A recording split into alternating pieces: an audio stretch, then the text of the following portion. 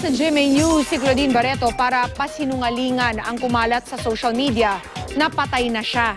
Pero ayon kay Claudine, may nagtatangka raw manloob sa kanilang bahay at ipinakita pa ang isa niyang pintuan na tinamaan ng hinihinalang bala. May chika si Nelson Canlas.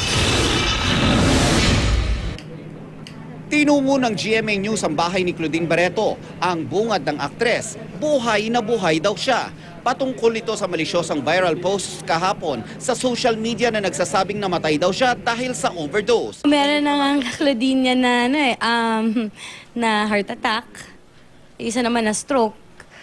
Sana masaya kayo sa ginagawa ninyo. Pinapahaba niyo lang yung buhay ko. God bless you na lang po kung sino kayo. Ipinakita ng aktres ang bakod ng kanyang tahanan kung saan puwersahang sinira umano ang mga patusok na bakal sa ibabaw nito.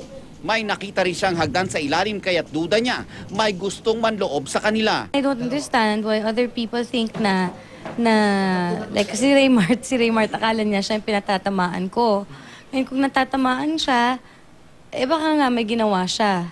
Pero for the record, I never said it was him. I never even thought, it never even crossed my mind na siya yun.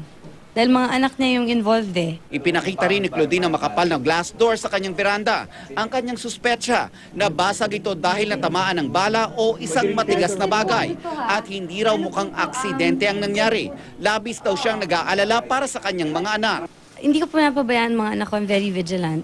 Sa kwento ni Claudine, May 8 ng gabi nasa beranda siya at nagpapahangin nang biglang nabasag ang salamin. Agad daw silang nagpapunta ng security personnel ng kanilang village para imbestigahan ang pangyayari. Kanina nag-issue ng statement ang security office ng kanilang village na nagsasabing may narinig silang gunshots nung gabing yon at naisumite na nila ang report sa pulisya. Nagtungo sa presinto ang aktres para humingi ng kopya ng report pero nadismaya siya dahil wala silang file ng nasabing insidente. Nung araw na po yun, according to the logbook, wala negative po ang... Nelson Canlas, nakatutok, 24 oras.